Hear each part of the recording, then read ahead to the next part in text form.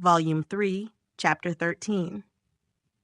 The weather continued much the same all the following morning, and the same loneliness and the same melancholy seemed to reign at Hartfield. But in the afternoon it cleared. The wind changed into a softer quarter, the clouds were carried off, the sun appeared. It was summer again. With all the eagerness which such a transition gives, Emma resolved to be out of doors as soon as possible. Never had the exquisite sight, smell, sensation of nature, tranquil, warm, and brilliant after a storm, been more attractive to her. She longed for the serenity they might gradually introduce, and on Mr. Perry's coming in soon after dinner with a disengaged hour to give her father, she lost no time in hurrying into the shrubbery.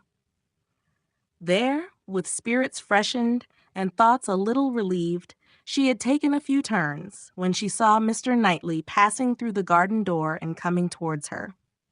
It was the first intimation of his being returned from London. She had been thinking of him the moment before, as unquestionably 16 miles distant. There was time only for the quickest arrangement of mind. She must be collected and calm. In half a minute they were together. The how-d'ye-dos were quiet and constrained on each side. She asked after their mutual friends. They were all well. When had he left them? Only that morning. He must have had a wet ride. Yes. He meant to walk with her, she found. He had just looked into the dining room, and as he was not wanted there, preferred being out of doors. She thought he neither looked nor spoke cheerfully, and the first possible cause for it, suggested by her fears, was that he had perhaps been communicating his plans to his brother and was pained by the manner in which they had been received. They walked together. He was silent. She thought he was often looking at her and trying for a fuller view of her face than it suited her to give. And this belief produced another dread. Perhaps he wanted to speak to her of his attachment to Harriet. He might be watching for encouragement to begin. She did not, could not, feel equal to lead the way to any such subject. He must do it all himself. Yet she could not bear this silence. With him it was most unnatural. She considered, resolved, and trying to smile, began, "You have some news to hear. Now you are come back. That will rather surprise you." "Have I?" said he quietly, and looking at her. "Of what nature?" "Oh, the best nature in the world. A wedding." After waiting a moment, as if to be sure she intended to say no more, he replied, "If you mean Miss Fairfax and Frank Churchill, I have heard that already."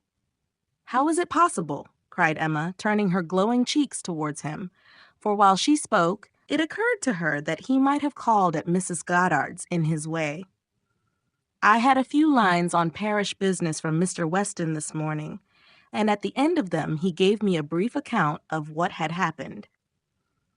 Emma was quite relieved, and could presently say, with a little more composure, "You probably have been less surprised than any of us, for you have had your suspicions. I have not forgotten that you once tried to give me a caution. I wish I had attended to it, but," with a sinking voice and a heavy sigh, "I seem to have been doomed to blindness." For a moment or two nothing was said, and she was unsuspicious of having excited any particular interest, till she found her arm drawn within his and pressed against his heart, and heard him thus saying, in a tone of great sensibility, speaking low, "Time, my dearest Emma, time will heal the wound. Your own excellent sense, your exertions for your father's sake, I know you will not allow yourself." Her arm was pressed again as he added, in a more broken and subdued accent, "The feelings of the warmest friendship, indignation, abominable scoundrel!" And in a louder, steadier tone, he concluded with, "He will soon be gone. They will soon be in Yorkshire. I am sorry for her. She deserves a better fate." Emma understood him, and as soon as she could recover from the flutter of pleasure excited by such tender consideration, replied, "You are very kind, but you are mistaken, and I must set you right. I am not in want of that sort of compassion. My blindness to what was going on led me to act by them in a way that I must always be ashamed of, and I was very foolishly tempted to say and do many things which may well lay me open to unpleasant conjectures, but I have no other reason to regret that I was not in the secret earlier." "Emma," cried he, looking eagerly at her, "are you indeed?" But checking himself, "No, no, I understand you. Forgive me. I am pleased that you can say even so much. He is no object of regret indeed, and it will not be very long, I hope, before that becomes the acknowledgment of more than your reason. Fortunate that your affections were not farther entangled. I could never, I confess, from your manners, assure myself as to the degree of what you felt. I could only be certain that there was a preference, and a preference which I never believed him to deserve. He is a disgrace to the name of man. And is he to be rewarded with that sweet young woman? Jane, Jane, you will be a miserable creature." "Mr. Knightley," said Emma, trying to be lively, but really confused, "I am in a very extraordinary situation. I cannot let you continue in your error. And yet, perhaps, since my manners gave such an impression, I have as much reason to be ashamed of confessing that I never have been at all attached to the person we are speaking of, as it might be natural for a woman to feel in confessing exactly the reverse. But I never have." He listened in perfect silence. She wished him to speak, but he would not. She supposed she must say more before she were entitled to his clemency, but it was a hard case to be obliged still to lower herself in his opinion. She went on, however. "I have very little to say for my own conduct. I was tempted by his attentions, and allowed myself to appear pleased. An old story, probably, a common case, and no more than has happened to hundreds of my sex before. And yet it may not be the more excusable in one who sets up as I do for understanding. Many circumstances assisted the temptation. He was the son of Mr. Weston. He was continually here. I always found him very pleasant, and in short, for, with a sigh, let me swell out the causes ever so ingeniously, they all center in this at last. My vanity was flattered, and I allowed his attentions. Latterly, however, for some time indeed, I have had no idea of their meaning anything. I thought them a habit, a trick, nothing that called for seriousness on my side. He has imposed on me, but he has not injured me. I have never been attached to him, and now I can tolerably comprehend his behavior. He never wished to attach me. It was merely a blind to conceal his real situation with another. It was his object to blind all about him, and no one, I am sure, could be more effectually blinded than myself, except that I was not blinded, that it was my good fortune, that, in short, I was somehow or other safe from him." She had hoped for an answer here, for a few words to say that her conduct was at least intelligible, but he was silent, and as far as she could judge, deep in thought. At last, and tolerably in his usual tone, he said, "I have never had a high opinion of Frank Churchill. I can suppose, however, that I may have underrated him. My acquaintance with him has been but trifling, and even if I have not underrated him hitherto, he may yet turn out well. With such a woman he has a chance. I have no motive for wishing him ill, and for her sake, whose happiness will be involved in his good character and conduct, I shall certainly wish him well." "I have no doubt of their being happy together," said Emma. "I believe them to be very mutually and very sincerely attached." "He is a most fortunate man," returned Mr. Knightley with energy. "So early in life, at 23, a period when, if a man chooses a wife, he generally chooses ill, at 23 to have drawn such a prize. What years of felicity that man, in all human calculation, has before him! Assured of the love of such a woman, the disinterested love, for Jane Fairfax's character vouches for her disinterestedness, everything in his favor, equality of situation, I mean, as far as regards society, and all the habits and manners that are important, equality in every point but one, and that one, since the purity of her heart is not to be doubted, such as must increase his felicity, for it will be his to bestow the only advantages she wants. A man would always wish to give a woman a better home than the one he takes her from, and he who can do it, where there is no doubt of her regard, must, I think, be the happiest of mortals. Frank Churchill is indeed the favorite of fortune. Everything turns out for his good.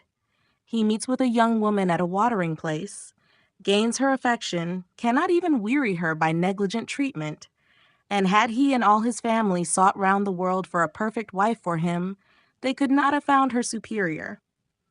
His aunt is in the way. His aunt dies. He has only to speak. His friends are eager to promote his happiness. He had used everybody ill, and they are all delighted to forgive him. He is a fortunate man indeed. You speak as if you envied him. And I do envy him, Emma. In one respect, he is the object of my envy. Emma could say no more. They seemed to be within half a sentence of Harriet, and her immediate feeling was to avert the subject if possible. She made her plan. She would speak of something totally different, the children in Brunswick Square, and she only waited for breath to begin when Mr. Knightley startled her by saying, "You will not ask me what is the point of envy. You are determined, I see, to have no curiosity. You are wise, but I cannot be wise. Emma, I must tell you what you will not ask, though I may wish it unsaid the next moment." "Oh, then, don't speak it, she eagerly cried. "Take a little time, consider, do not commit yourself." "Thank you," said he, in an accent of deep mortification, and not another syllable followed. Emma could not bear to give him pain. He was wishing to confide in her, perhaps to consult her. Cost her what it would, she would listen. She might assist his resolution, or reconcile him to it. She might give just praise to Harriet, or, by representing to him his own independence, relieve him from that state of indecision, which must be more intolerable than any alternative to such a mind as his. They had reached the house. "You are going in, I suppose?" said he. "No," replied Emma, quite confirmed by the depressed manner in which he still spoke. "I should like to take another turn. Mr. Perry is not gone." And after proceeding a few steps, she added, "I stopped you ungraciously just now, Mr. Knightley, and I am afraid gave you pain. But if you have any wish to speak openly to me as a friend, or to ask my opinion of anything that you may have in contemplation, as a friend indeed you may command me. I will hear whatever you like. I will tell you exactly what I think." "As a friend," repeated Mr. Knightley. "Emma, that I fear is a word. No, I have no wish. Stay. Yes, why should I hesitate? I have gone too far already for concealment. Emma, I accept your offer. Extraordinary as it may seem, I accept it, and refer myself to you as a friend. Tell me then, have I no chance of ever succeeding?" He stopped in his earnestness to look the question, and the expression of his eyes overpowered her. "My dearest Emma," said he, "for dearest you will always be, whatever the event of this hour's conversation, my dearest, most beloved Emma, tell me at once. Say no, if it is to be said." She could really say nothing. "You are silent," he cried with great animation, "absolutely silent. At present I ask no more." Emma was almost ready to sink under the agitation of this moment. The dread of being awakened from the happiest dream was perhaps the most prominent feeling. "I cannot make speeches, Emma," he soon resumed, and in a tone of such sincere, decided, intelligible tenderness as was tolerably convincing. "If I loved you less, I might be able to talk about it more. But you know what I am. You hear nothing but truth from me. I have blamed you and lectured you, and you have borne it as no other woman in England would have borne it. Bear with the truths I would tell you now, dearest Emma, as well as you have borne with them. The manner, perhaps, may have as little to recommend them. God knows, I have been a very indifferent lover. But you understand me. Yes, you see, you understand my feelings, and will return them if you can. At present, I ask only to hear once, to hear your voice." While he spoke, Emma's mind was most busy, and with all the wonderful velocity of thought, had been able, and yet without losing a word, to catch and comprehend the exact truth of the whole. to see that Harriet's hopes had been entirely groundless, a mistake, a delusion, as complete a delusion as any of her own, that Harriet was nothing, that she was everything herself, that what she had been saying relative to Harriet had been all taken as the language of her own feelings, and that her agitation, her doubts, her reluctance, her discouragement had been all received as discouragement from herself. And not only was there time for these convictions, with all their glow of attendant happiness, there was time also to rejoice that Harriet's secret had not escaped her, and to resolve that it need not and should not.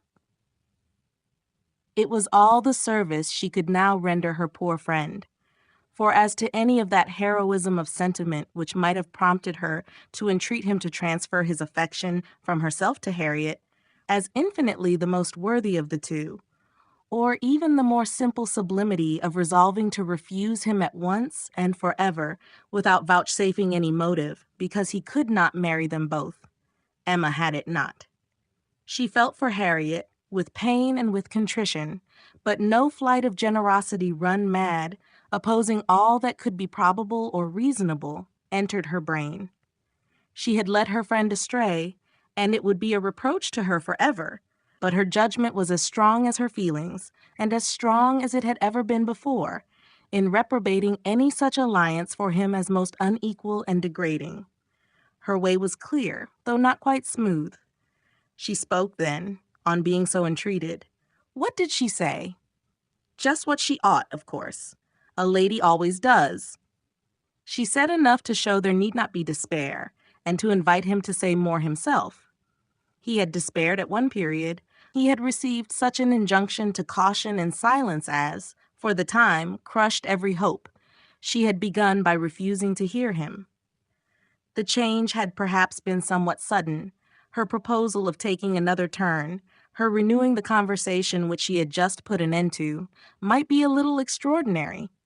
She felt its inconsistency. But Mr. Knightley was so obliging as to put up with it, and seek no farther explanation. Seldom, very seldom, does complete truth belong to any human disclosure. Seldom can it happen that something is not a little disguised, or a little mistaken. But where, as in this case, though the conduct is mistaken, the feelings are not, it may not be very material. Mr. Knightley could not impute to Emma a more relenting heart than she possessed, or a heart more disposed to accept of his. He had, in fact, been wholly unsuspicious of his own influence. He had followed her into the shrubbery with no idea of trying it. He had come, in his anxiety, to see how she bore Frank Churchill's engagement, with no selfish view, no view at all, but of endeavoring, if she allowed him an opening, to soothe or to counsel her. The rest had been the work of the moment, the immediate effect of what he heard on his feelings. The delightful assurance of her total indifference towards Frank Churchill, of her having a heart completely disengaged from him, had given birth to the hope that, in time, he might gain her affection himself. But it had been no present hope. He had only, in the momentary conquest of eagerness over judgment, aspired to be told that she did not forbid his attempt to attach her. The superior hopes which gradually opened were so much the more enchanting. The affection which he had been asking to be allowed to create, if he could, was already his. Within half an hour, he had passed from a thoroughly distressed state of mind to something so like perfect happiness that it could bear no other name. Her change was equal. This 1/2 hour had given to each the same precious certainty of being beloved, had cleared from each the same degree of ignorance, jealousy, or distrust. On his side, there had been a long-standing jealousy, old as the arrival, or even the expectation of Frank Churchill. He had been in love with Emma, and jealous of Frank Churchill, from about the same period, one sentiment having probably enlightened him as to the other. It was his jealousy of Frank Churchill that had taken him from the country. The Box Hill party had decided him on going away. He would save himself from witnessing again such permitted, encouraged attentions. He had gone to learn to be indifferent, but he had gone to a wrong place. There was too much domestic happiness in his brother's house. Woman wore too amiable a form in it. Isabella was too much like Emma, differing only in those striking inferiorities which always brought the other in brilliancy before him, for much to have been done, even had his time been longer. He had stayed on, however, vigorously day after day, till this very morning's post had conveyed the history of Jane Fairfax. Then, with the gladness which must be felt, nay, which he did not scruple to feel, having never believed Frank Churchill to be at all deserving Emma, was there so much fond solicitude, so much keen anxiety for her, that he could stay no longer. He had ridden home through the rain, and had walked up directly after dinner to see how this sweetest and best of all creatures, faultless in spite of all her faults, bore the discovery. He had found her agitated and low. Frank Churchill was a villain.